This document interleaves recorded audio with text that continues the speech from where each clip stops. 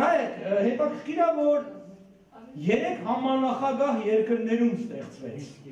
Մինսկի համանախագահ երկրները Մոսկվայում, Փարիզում եւ Միացյալ Նահանգներում ստեղծվեց։ Անհատապես բոլորին ճանաչում եմ։ Ես եկել եմ, հանդիպել եմ, խոսացել եմ, անգամ տարիներ առաջ համագործակցել եմ, ասել եմ, որ դուք օրինակ ինչ լեգիտիմություն ունեք նույն ներքին։ Ինչու եք դուք կարծում, որ դուք իրավունք ունեք ամբողջ Թուրքիայից հանդես գալու։ Այսինքն, Թուրքում բազմաթիվ կառույցներ կան, այդ դուք ինչի որոշեցիք, հավաքվեցիք 2 թոշակառու, այնտեղ 2 թոշակառու ղեկավարները։ Բարից որ իմաստով, մեկը 70 քանի տարեկան է, մեկը 80 քանի տարեկան է։ Եվ ձեզ կոչեցիք Արևմտյան Հայաստանի ինչ-որ խորհուրդ, եւ որոշեցիք, որ բոլորը ձեզ պետք է միանան եւ ձեզ պետք է ենթարկվեն, դուք պետք է ասեք բոլորս Թուրքիայի։ Դե ասեցին, այդ մենք կանենք, դու չգիտես, ասես դե լավ, ես կսպասեմ։ Երկրորդը բանի արտաքին լեգիտիմության խնդիրն է, որ ասեցի, որպեսզի դուք ներկայացնեք, դուք դի միջազգային ճանաչում ունենաք։ Արդյոք կարա հասարակական կազմակերպությունը դառնալ միջազգային իրավունքի սուբյեկտ։ Ասի ես նման բան չգիտեմ միջազգային իրավունքի մեջ, որ հասարակական կազմակերպությունը դառնա սուբյեկտ եւ կարողանա ինչ-որ բան անի։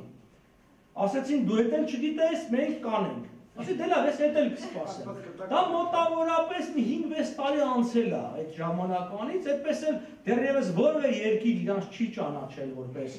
անկախ երկիր, այսինքն այդ բանը եւ նաեւ իրենց բոլոր փորձերը Սփյուռքի ներսում այլ կառույցներից այսպես ասած լեգիտիմություն ստանալ չհաջողվեց, որովհետեւ բոլորը իրանց ասեցին ախպեր գնացեք մի կողմ, այսինքն մի բան կա, որ ՀԿ-ներից մեկը ՄԱԿ-ի ինչ-որ բնիկ ժողովուրդների բանում գրանցվել է, չէ՞, ուսենց ասում է ես ՄԱԿ-ի գրանցվել եմ։ Դա Արմենակ Աբրամյանին ասում է ՄԱԿ-ի կողմից ճանաչում ունեմ։ Կա 6-րդ հանձնաժողով ՄԱԿ-ի, որը զբաղվում է նաև այս հասարակական կազմակերպություն, որտեղ մի քանի տարի առաջ 40,000 հասարակական կազմակերպություն կա գրանցված, որոնցից մեկը ինքն է։ Հասկանում եք, եթե